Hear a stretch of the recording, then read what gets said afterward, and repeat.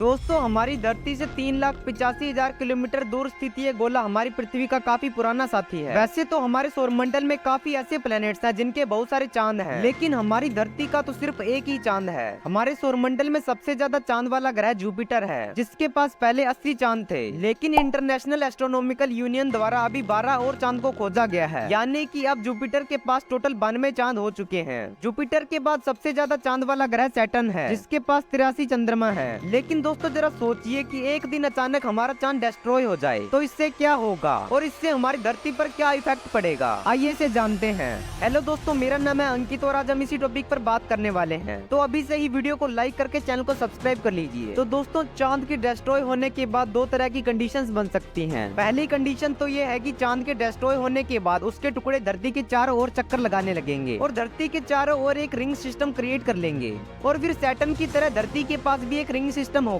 लेकिन अगर धरती की ग्रेविटी हमारे अनुमान से ज्यादा हुई तो इसके टुकड़े एस्ट्रॉइड के रूप में धरती से टकरा सकते हैं और फिर धरती पर हर तरफ तबाही होगी। चांद के गायब होने पर हमें दिन में तो कोई खास इफेक्ट देखने को नहीं मिलेगा, लेकिन रात में हर तरफ अंधेरा ही अंधेरा होगा। साथ ही हम उन तारों को भी देख पाएंगे जो चांद की रोशनी के कारण हमें विजिबल नहीं होते थे। इसके अलावा सोलर इक्लिप्स यानी सूर्य ग्रहण तब होता है जब हमारा चांद सूर्य और पृथ्वी के बीच में आ जाए, लेकिन चांद के डिस्ट्रॉय हो जाने के बाद हमें सूर्य ग्रहण देखने को नहीं मिलेगा।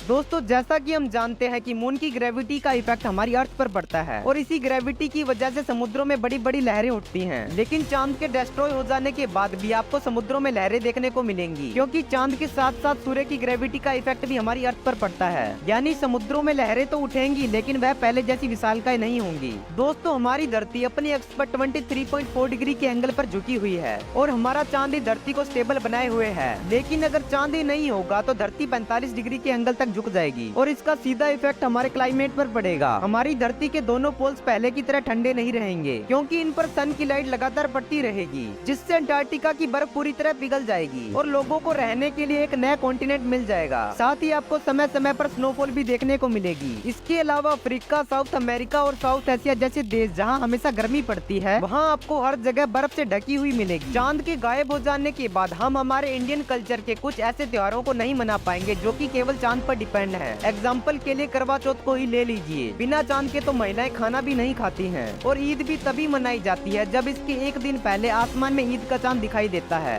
दोस्तों चांद धरती के बाहर का पहला और एकमात्र ऐसा ऑब्जेक्ट है जहां हम इंसान पहुंच चुके हैं, और जब भी हमें आउटर स्पेस के ऑब्जेक्ट्स को समझना होता है या फिर किसी चीज की टेस्टिंग करनी हो तो हम सबसे पहले इसकी टेस्टिंग चांद पर करते हैं। लेकिन अगर चांद ही नहीं होगा तो हमें मार्स पर इसकी टेस्टिंग करनी होगी, लेकिन अभी तक हम इंसानों ने मार्स पर कदम भी नहीं रखे हैं और इसके अलावा मार्स पर जानने के लिए हमें काफी ज्यादा समय भी लग सकता है।